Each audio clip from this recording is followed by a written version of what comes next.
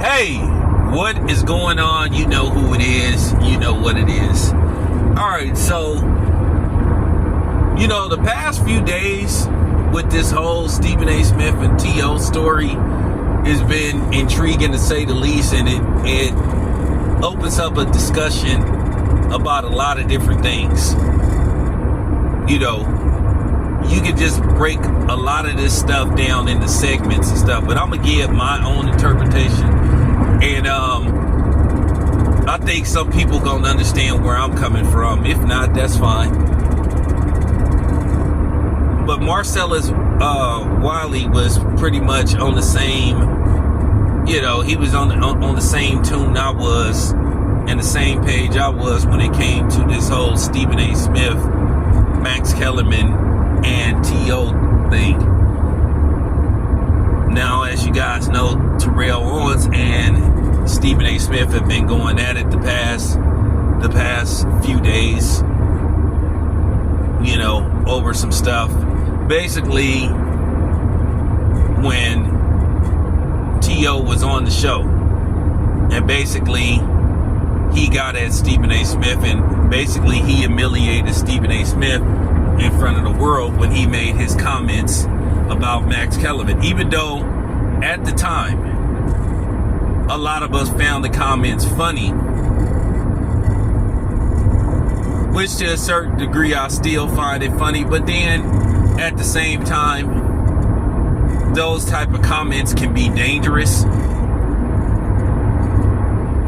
When you say stuff like that, and the grand scheme of things, I wish T.O. wouldn't have said that, but I understood why he said it. And to be honest with you, did Stephen A. Smith deserve to be humiliated like that? Yeah, he did. But we already know when it comes to certain dialogue that you use, especially on certain platforms, when it comes to certain subject matter, and especially Max Kellerman and his demeanor and his, what I'm saying, how Max Kellerman carries himself and Max Kellerman's history. I think it's understandable why Stephen A. Smith felt embarrassed when T.O. said that stuff to him. But as I said before, Stephen A. Smith isn't without fault. He put himself in that position for people to say that about him or think that about him, because there were just far too many instances where Stephen A. Smith basically threw his own community under the bus, and he showed blatant disrespect and double standards and not having the same energy for other people in other situations, or other people in the same situations as people that look like him, where he just didn't display the same energy. And a lot of people, including myself, and I guess eventually Terrell Owens, saw it, and they just decided to confront Stephen A. Smith about it. And we all know how TV works. We all know that there is a lot of agenda pushing, and there is this notion to always try to demonize men that look like me. Now, people are trying to act stupid and try to pretend it doesn't exist. And anybody that tries to lie and pretend it doesn't exist, that just shows me that you can't be trusted. And that I will not trust you. And I'm not even going to engage in this conversation with you, because you already telling me that you a liar.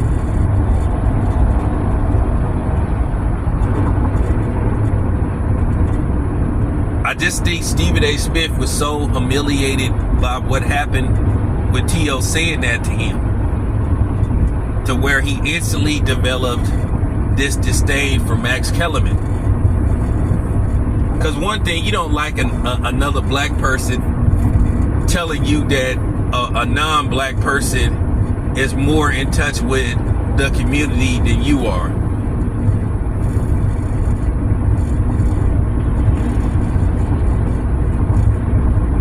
And then it's kind of funny, you can look up that footage, and it's gonna be forever, it's gonna be forever posted on social media where you could just look it up. Millions of people saw that. And do I think T.O.'s comments were out of line, inappropriate, and they were dangerous? Yeah, absolutely. Because you got to be careful when you say that kind of stuff. Because people will take what somebody like T.O. say, somebody that don't look like him, and then they'll feel like that is their way in to where they feel like they can speak on certain subjects pertaining to us, which I think is sacred. This is how you get the DJ Vlad rallies and the no jumper people, Adam 22, whatever his name is, and other people like that I consider culture vultures. And I even consider that other dude a culture vulture, and he's academics. But academics, we all know dude is an agent. We all know that. And I think the other two guys are agents as well. But those are, are different videos for different days.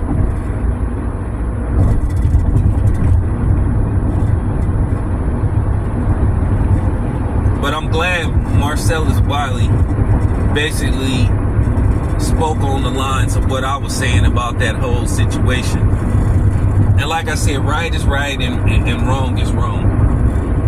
And I'm not team Max Kellerman. And I'm not, hey man, why you side with the white man over the black man? So you can save that super pro-black stuff, because so many instances in the cage of Stephen A. Smith threw us under the bus and left us hanging. When he sat up there recently and tried to wag his finger at the black community and basically attack us for simply asking questions and asking Jerry Jones to explain to us why in the fuck was he at a Jim Crow rally. When he sat up there and tried to give racists a floodgate in a pipeline to tell us, well, Jerry Jones don't have to explain himself.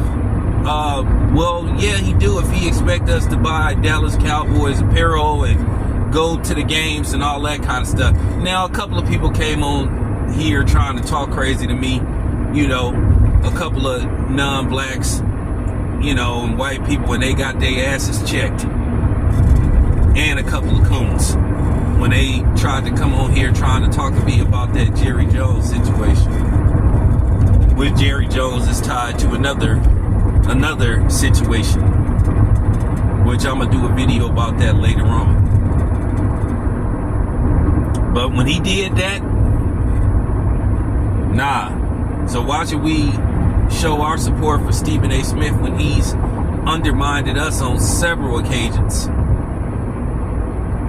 Which a lot of those people that work for those networks do.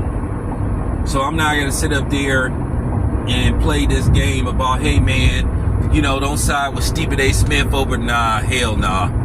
Nah. Don't try that with me. Way too many occasions Stephen A. Smith went against the grain. Because you get this on a regular basis with black people that work for these white ran media outlets. They try to undermine, the black politicians try to undermine us. And then you have a lot of these black people in media try to undermine us when we simply just ask questions and want answers. And then they sit up there and give an answer or try to provide basically an explanation to just either tell us to dismiss it, or they try to open up a fake conversation where you could have outsiders thinking they could come try to check us or try to speak to us in an ill will manner about a certain situation. But I'm here to tell you that ain't gonna work on my channel, because you will get checked, and you will get checked very badly, especially if you are a non-black.